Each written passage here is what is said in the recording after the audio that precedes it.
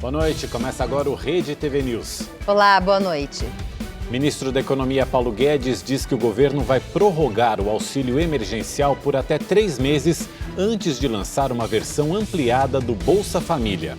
Ministro da Saúde, Marcelo Queiroga, afirma na CPI que a pandemia só acaba com vacinação em massa. E você vai ver também. Prefeitura de São Paulo contrata 200 leitos particulares de UTI e prevê novo pico de internações por Covid nos próximos dias. Aumento do uso de álcool líquido e em gel dentro de casa faz disparar casos de acidentes e de queimaduras em Minas Gerais. Conselho de Ética aprova parecer favorável à cassação da deputada Flor de Lis. A decisão vai para o plenário da Câmara. Apagão em provedor de internet nos Estados Unidos tira do ar sites de governos e páginas de veículos de comunicação, comércio e redes sociais. 4 pessoas da mesma família foram esfaqueadas nesta madrugada em São Gonçalo, no Rio de Janeiro. Uma mulher morreu. Inconformados com a tragédia e ainda assustados, parentes de Ana Caroline Lopes, de 29 anos, tentavam liberar o corpo da jovem. É uma coisa horrível, estou baqueado até agora, eles tentam matar a família toda. Ana Caroline foi atacada enquanto dormia na madrugada de hoje em São Gonçalo, na região metropolitana do Rio. Os pais dela e a filha, de apenas 5 anos, foram feridos. O principal suspeito pelo crime é Marcos Vinícius Lemos Batista, de 42 anos, com quem Ana Caroline tinha um relacionamento. Testemunhas contaram que ele era casado. O caso está sendo investigado aqui pela Delegacia de Homicídios de Niterói e São Gonçalo. Os policiais agora estão à procura de Marcos Vinícius, que fugiu logo depois de matar Ana Caroline. Ele tinha um ciúme excessivo, era possessivo, né? Talvez já tivesse começado a dar, né, sinais de um possível agressão a alguns familiares que não estavam na casa, que relataram realmente que ele tinha esse comportamento ciumento e que havia já um desgaste aí da relação, com um possível término ou não. O tio de Ana Caroline foi quem socorreu a família, que segue internada em um hospital da região. O estado da criança é grave. Os pais da jovem estão estáveis. A polícia do Rio de Janeiro indiciou a mãe do cantor Nego do Borel por agredir a enteada de 8 anos. Roseli Ferreira Viana foi indiciada por lesão corporal. No mês passado, a mãe da menina esteve na delegacia da criança e do adolescente vítima e disse que a filha havia sido agredida pela madrasta. Ela acusa a Roseli de ter dado chineladas, arranhões e tapas na criança várias vezes. Que a justiça continue sendo feita, né, e que essas pessoas venham pagar por tudo que causaram a minha filha, porque causaram dor na minha filha, né? E não foi só a dor de apanhar, foi a dor psicológica, né? Na época, Roseli, que é mãe do cantor Nego do Borel, prestou depoimento e deixou a delegacia acompanhada do marido e da enteada. A criança também foi ouvida por uma equipe especializada. O pai da menina foi indiciado por lesão corporal e maus tratos. A mãe conseguiu a guarda temporária da menina. Uma mulher grávida de 4 meses foi morta durante uma ação da Polícia Militar na comunidade do Lins, na zona norte do Rio de Janeiro. Kathleen Romeu, de 24 anos, foi atingida por uma bala perdida durante o confronto entre criminosos e PMs da unidade de polícia pacificadora. Kathleen foi encontrada ferida após a troca de tiros e levada ao hospital, mas não resistiu. A Polícia Civil apura de onde partiu o disparo. Os moradores da região fizeram um protesto na autoestrada Grajaú-Jacarepaguá e fecharam os 2 sentidos da via, colocando fogo em objetos. E um ano após a decisão do STF de restringir operações em favelas do Rio de Janeiro durante a pandemia, a letalidade policial continua alta no estado. É o que aponta um levantamento da plataforma Fogo Cruzado e da Universidade Federal Fluminense. Os dados apontam que desde que entrou em vigor a determinação do ministro Edson Fachin do Supremo Tribunal Federal para restringir operações policiais durante a pandemia, aconteceram 4.715 tiroteios no Rio de Janeiro. 23% a menos que o período anterior à medida. O número de pessoas baleadas também caiu 26%. Foram 906 feridos contra 1.212 do período anterior e 955 mortos contra 1.316. Mas ao analisarem os 1.300 tiroteios envolvendo forças de segurança, os pesquisadores descobriram que 62% deles terminaram com mortos. Todos os indicadores que nós monitoramos mostram que tanto as operações policiais, a letalidade policial e as mortes decorrentes dessa letalidade policial, elas estão em patamares similares, quando não superiores àqueles do período anterior à liminar do STF. A determinação do STF diz que as ações só podem acontecer em hipóteses absolutamente excepcionais e que a polícia deve apresentar ao Ministério Público justificativa por escrito para a realização da operação. Também deve relatar os cuidados tomados para evitar a perda de vidas. A operação na favela do Jacarezinho, realizada há um mês, é apontada como o episódio mais emblemático.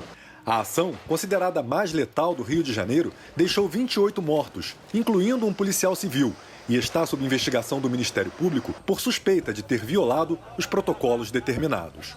Os pesquisadores identificaram 3 fases diferentes desde que a medida do STF entrou em vigor.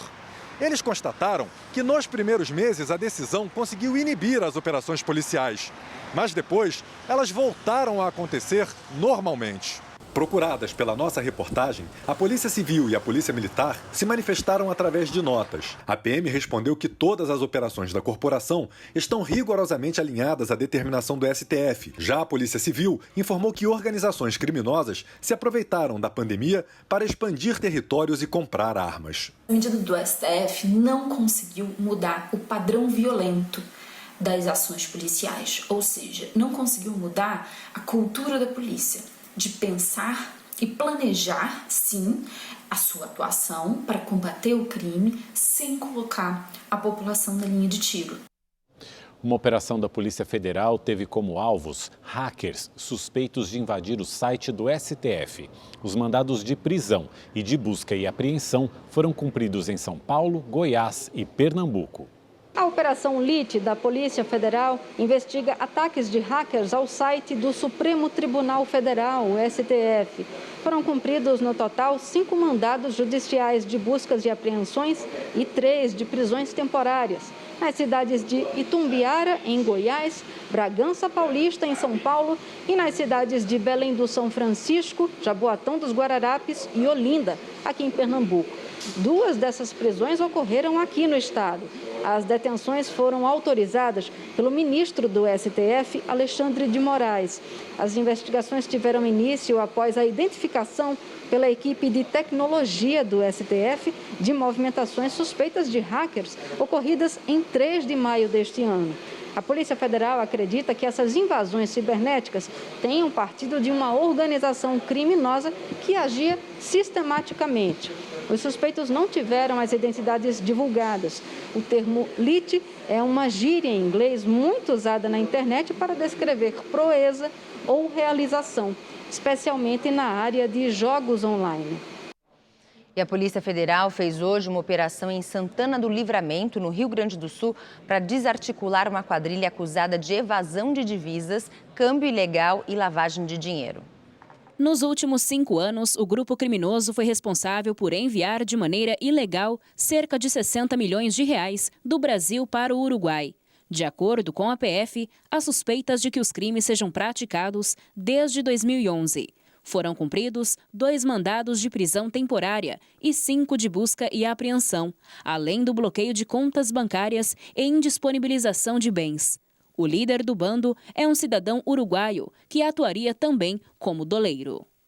A cidade de Manaus não registrou novos ataques de criminosos entre a noite de ontem e a madrugada de hoje. Porém, a onda de violência continua pelo interior do estado do Amazonas. Hoje, o Ministério da Justiça autorizou o envio da Força Nacional à capital amazonense.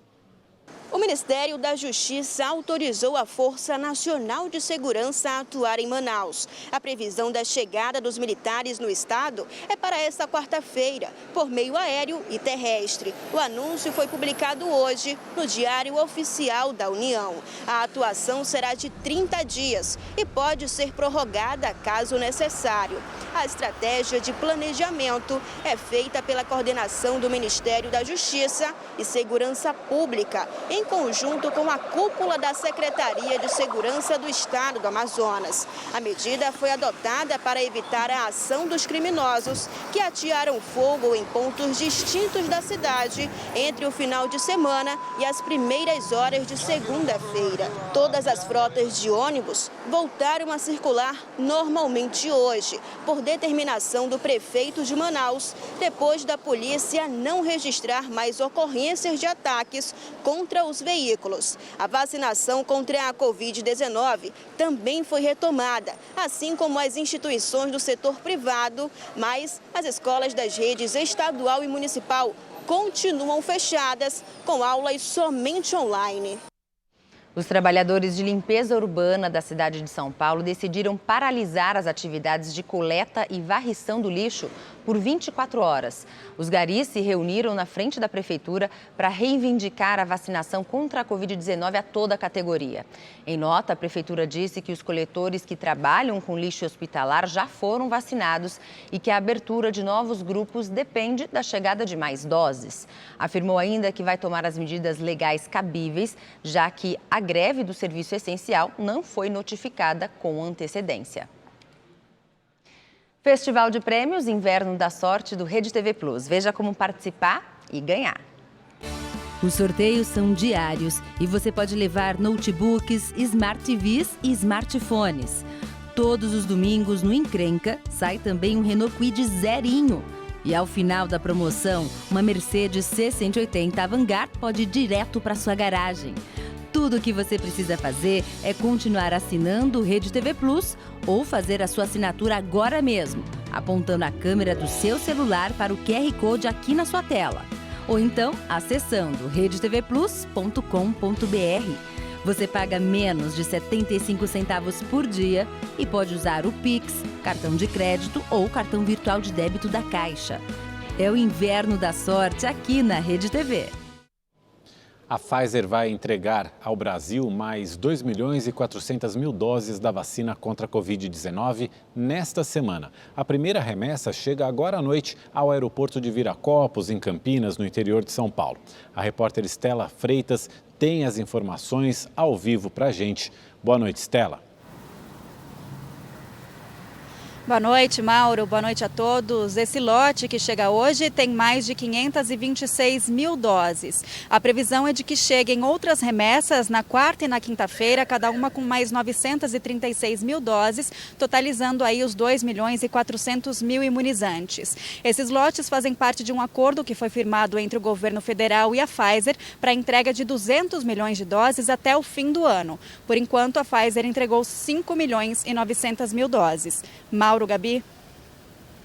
Isso é boa, né, Estela? Mas aqui na cidade de São Paulo a situação tem se agravado bastante nos últimos dias com alto índice de internações. Que dados você tem para a gente, Estela? Pois é, Mauro, infelizmente, a taxa de ocupação de leitos de UTI no estado está em 82,1%. E na capital paulista, segundo o secretário da Saúde, Edson Aparecido, o sistema está sobrecarregado, não só de casos de Covid-19, como também de casos não Covid. Por isso, a prefeitura confirmou hoje que vai contratar 200 leitos, tanto de UTI quanto de enfermaria, de hospitais particulares, inicialmente por 2 meses, para conseguir dar conta dessa demanda, inclusive porque a gente tem a informação aí de que há um pico da doença chegando de internações para os próximos dias. Então a gente vai ouvir agora o que disse o secretário Edson Aparecido. Nós estamos num momento de muita pressão no sistema de saúde, sobretudo na rede hospitalar, com 80% dos leitos de UTI ocupados para Covid e mais de 90% dos leitos não Covid ocupados na cidade. Nós nunca tivemos essa situação. Normalmente o que acontece é que quando sobe a ocupação de leitos Covid, acaba reduzindo a ocupação das outras especialidades e vice-versa, né? E assim a gente vai fazendo a reversão de leitos. Bom, agora vamos aos números da Covid-19 no Brasil. De acordo com o Ministério da Saúde, 15.494.000 pessoas se recuperaram da doença. 1.066.000 estão em acompanhamento e desde o início da pandemia, mais de 476.000 pessoas morreram por causa da Covid-19 no país. Minas Gerais anunciou hoje mudanças para acelerar a imunização contra a Covid. O estado vai priorizar o critério de idade na vacinação. O 23º lote de vacinas enviado pelo Ministério da Saúde chegou no aeroporto de Belo Horizonte no final desta tarde. São 237 mil doses da Pfizer, que serão distribuídas para todas as cidades do estado. Hoje, a Secretaria de Saúde anunciou uma mudança para agilizar a imunização. A partir de agora, 70% das vacinas serão destinadas para aplicações por idade, enquanto 30% servirão aos grupos prioritários. O grupo de comorbidades, por exemplo, é um grupo que freou a vacinação por precisar de comprovação, receituário. Isso deu uma redução na velocidade da nossa vacinação. E não tem nada mais fácil de vacinar que idade. O secretário também confirmou que o estado deve receber 4 milhões de doses de vacinas neste mês, incluindo a primeira remessa dos imunizantes da Janssen, do grupo Johnson & Johnson, doada pelos Estados Unidos. De acordo com o vacinômetro, Minas imunizou mais de 7 milhões de pessoas. A expectativa é que outubro a dezembro todo mineiro tenha recebido pelo menos a primeira dose. A expectativa, então, que esse ano a gente consiga vacinar todo mineiro acima de 18 anos no último trimestre desse ano. Agora, um alerta para o perigo no uso de álcool líquido ou em gel dentro de casa. O Hospital de Belo Horizonte, especializado no tratamento de queimados, registrou aumento de quase 70% nos atendimentos durante a pandemia. A Jéssica, de 28 anos, está internada há 5 dias com queimaduras de 2º grau em 17% do corpo. Olha essa situação que a minha cunhada se encontra. O acidente foi depois de um descuido na cozinha. Ela tinha acabado de passar álcool em gel nas mãos e foi acender o fogão.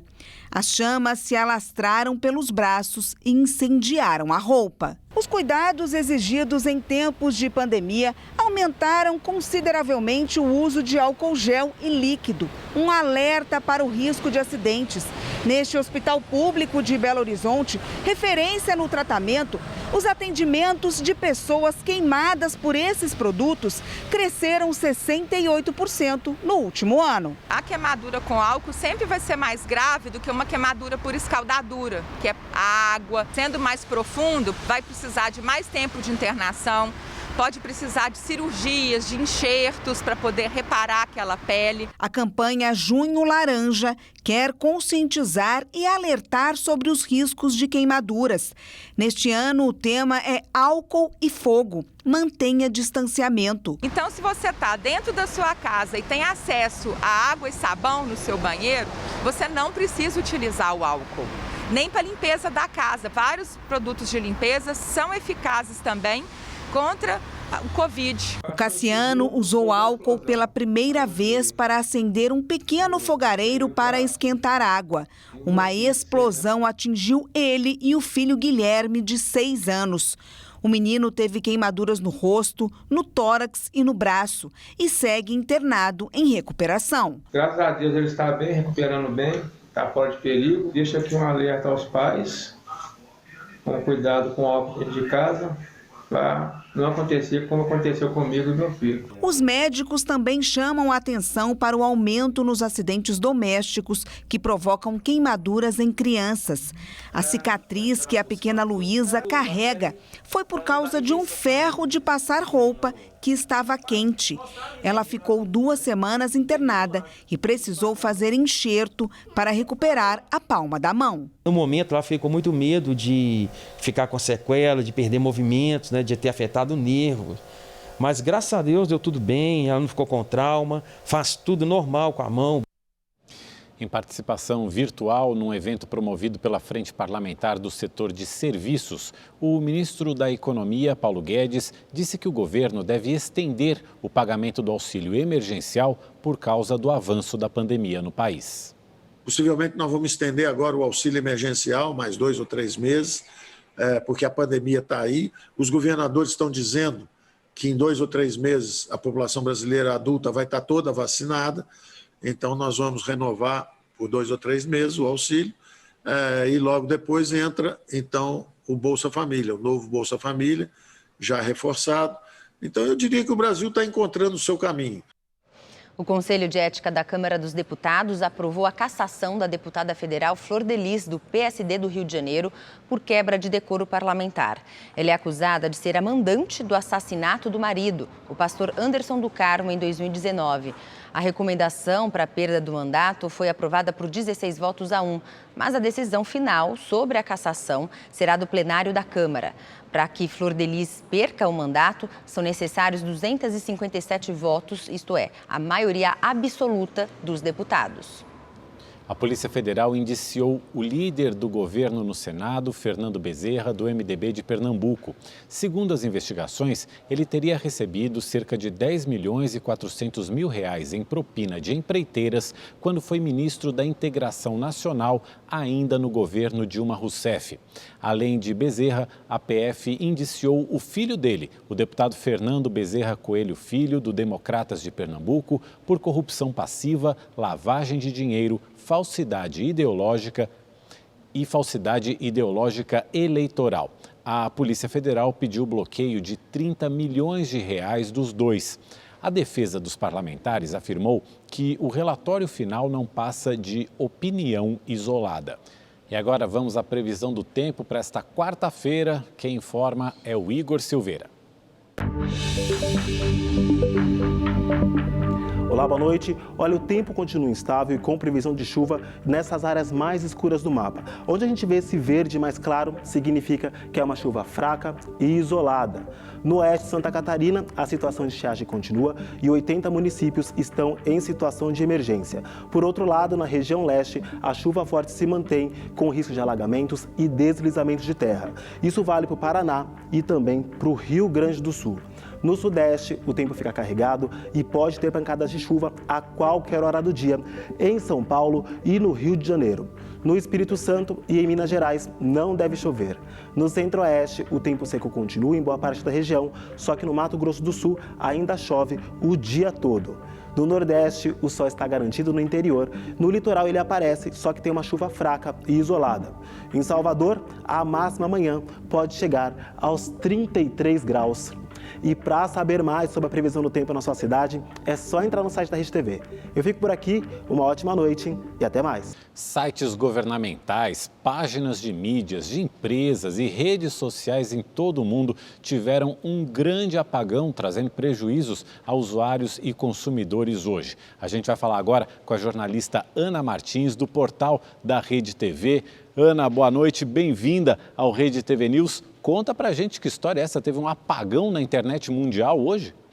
Boa noite, Mauro. Isso mesmo. Hoje a internet deu um baita susto em diversos usuários pelo mundo. Para se ter uma noção, até o site do governo britânico saiu fora do ar. Isso aconteceu devido a um problema em um servidor responsável pelo armazenamento de dados em nuvens nos Estados Unidos. Veículos de comunicação como o New York Times e a CNN também foram afetados por essa pane, além de plataformas como o Spotify e a Amazon. Porém, esse problema foi resolvido logo no início da manhã, por volta das 8 horas, no horário de Brasília. Mais informações você confere no portal da Rede TV e também agora na matéria com o correspondente Renato Senise. O dia amanheceu com mensagem de erro para muitos que tentavam acessar alguma página importante na internet. Às 7 da manhã, horário de Brasília, o mundo passou por um blackout em grandes sites e plataformas. Até a página do governo do Reino Unido saiu do ar. A pane atingiu gigantes da comunicação como a CNN e o New York Times dos Estados Unidos, o The Guardian e o Financial Times da Grã-Bretanha, o Le Monde da França, o El País da Espanha. Including CBSNews.com were down this morning. Most popular websites went down earlier this morning. O site da Amazon, a toda poderosa do e-commerce, o Twitter, popular rede social, o Twitch, plataforma de streaming, o Spotify, plataforma de música, todos foram afetados. O que aconteceu foi uma falha na Fastly, uma rede de distribuição de conteúdo baseada em São Francisco, nos Estados Unidos. A Fastly é provedora de serviços em nuvem. Nos sites dos veículos de comunicação, agiliza o carregamento das páginas e evita que sofram lentidão por causa de picos de acesso. Fornece também as imagens dos produtos da Amazon, os emojis, aquelas simpáticas carinhas no Twitter. A provedora americana armazena todos esses serviços, permitindo que os usuários os utilizem mais rapidamente, sem ter que acessar os servidores originais dos sites e plataformas. A Fastly informou que a falha durou menos de 1 hora e que o motivo foi identificado, mas por enquanto não forneceu mais detalhes do que aconteceu. O problema dessa terça-feira ligou um alerta em todo o mundo. Centralizar serviços importantes em uma única empresa faz com que um pequeno erro de sistema ganhe enormes proporções, ainda mais no atual momento. E o movimento dos escritórios de São Paulo está retornando aos poucos. Alguns profissionais começaram a trocar o home office pelo trabalho presencial. É o que a gente vai ver na reportagem da Joyce Mafezoli. Adaptação é a palavra-chave do momento. Esse escritório de crédito consignado reabriu depois de pouco mais de 1 ano fechado. Segue todos os protocolos. A limpeza foi reforçada, álcool em gel para todo lado, distanciamento entre as mesas. O cafezinho não pode faltar, mas cada um no seu tempo. As reuniões têm público limitado.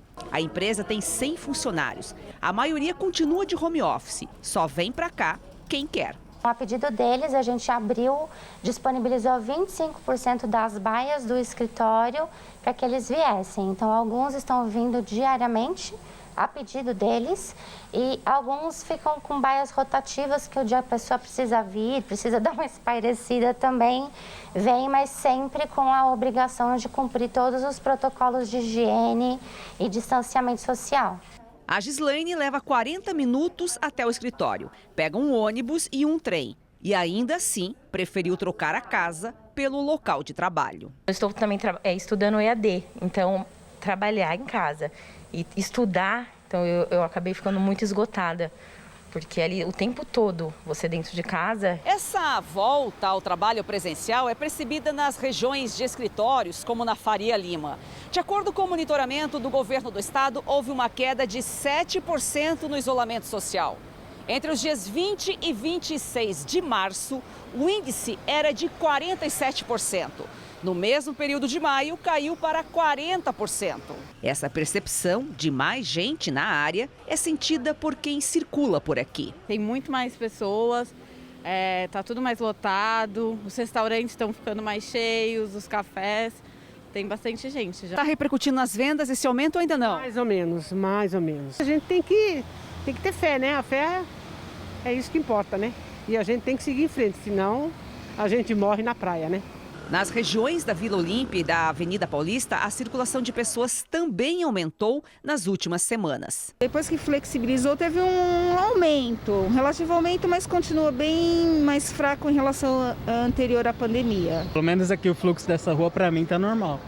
Mas esse especialista lembra que a pandemia ainda é grave e não é hora de baixar a guarda. Sem dúvida, para todos aqueles que se adaptaram bem, estão psicologicamente bem, produzindo bem em casa, o ideal nesse momento é o home office. Evitar-se o transporte, evitar o convívio em escritórios, tudo isso diminui o risco de você ser infectado.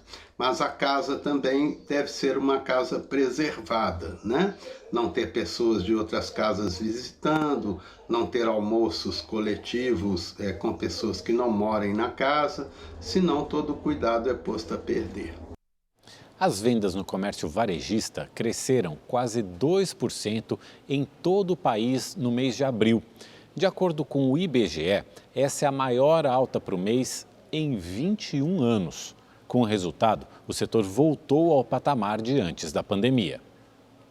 No período mais crítico da pandemia, o comércio foi o primeiro a fechar as portas. O prejuízo foi inevitável, mas a retomada dos negócios, com a abertura gradual, ajudou o setor a alavancar as vendas em um mês tradicionalmente considerado fraco. Em abril, o crescimento foi de 1,8% em relação ao mês anterior. Os dados foram divulgados hoje pelo Instituto Brasileiro de Geografia e Estatística. Das 8 atividades pesquisadas, 7 apresentaram alta e contribuíram com um resultado positivo. As vendas de móveis e eletrodomésticos cresceram quase 25%. Tecidos, vestuários e calçados chegaram a 13,8%. Os setores de materiais para escritório, artigos de uso pessoal, jornais e revistas, combustíveis e farmácia e perfumaria também registraram alta. A única queda foi observada no setor de alimentos. O mês de abril foi marcado pelo início da reabertura da economia em alguns estados, após as restrições para conter a pandemia, e a volta do pagamento do auxílio emergencial, fatores que foram determinantes para a recuperação do setor. E de volta às ruas, os consumidores contribuíram para esse resultado. Com mais dinheiro circulando, o comércio teve o melhor período em vendas desde os anos 2000. Já é um sinal positivo. Isso mostra que mesmo numa situação que se encontra com dificuldade de retomada, de incertezas, o mercado mostra que você tem um mercado crescendo. Isso significa que tanto o consumidor quanto o empresário em si, os dois andam com sincronia. Isso significa que existe uma sincronia dentro da atividade econômica. Então, isso é um sinal positivo para que a gente tenha resultados maiores até o final do ano. Nesta rede varejista da capital paulista, que permaneceu funcionando durante as restrições por ser considerada serviço essencial, as vendas aumentaram em comparação a meses anteriores. No mês de abril, nós observamos que nós tivemos, eu não diria para você um aumento de movimento, mas a movimentação do mês de abril para um mês habitual, normal, até que não foi ruim. É lógico, nós tivemos a grande ajuda que foi do auxílio emergencial, isso daí no caso ajudou muito. Coincidentemente aconteceu no caso o mais esperado, ou seja, o inesperado, né? Um determinado crescimento pequeno referente no caso a períodos anteriores. Mesmo com o auxílio emergencial, o consumidor está cauteloso. Essa cozinheira está desempregada e, por enquanto, as visitas ao comércio são apenas para as necessidades básicas. Eu vim porque eu tinha uma necessidade, né? Que eu tinha que arrumar meu celular, porque eu estou desempregada agora e fico através do celular procurando emprego. Então eu precisava do celular e vim arrumar. Mas está muito difícil, muito difícil. Só gasta na necessidade? Só necessidade. Um estudo israelense mostrou que depois do 13º dia da aplicação da vacina da Pfizer, o risco de infecção pelo coronavírus cai pela metade. Para chegar nesse número, a pesquisa acompanhou quase 504 mil pessoas. O estudo ainda não analisou o desempenho da vacina após a segunda dose. Hoje, durante o seu segundo depoimento à CPI da pandemia no Senado, o ministro da Saúde, Marcelo Queiroga, defendeu a Copa América no Brasil e a vacinação em massa como a única maneira de acabar com a pandemia. O ministro disse que a pasta tem focado os trabalhos para conseguir mais vacinas e também a antecipação dos imunizantes. Sobre os Jogos da Copa América, Queiroga justificou, dizendo que outras competições já acontecem no país sem comprometer o combate à pandemia. E o Rede TV News fica por aqui. Uma ótima noite para você. Até amanhã. Obrigado pela companhia. Boa noite. Amanhã a gente se vê.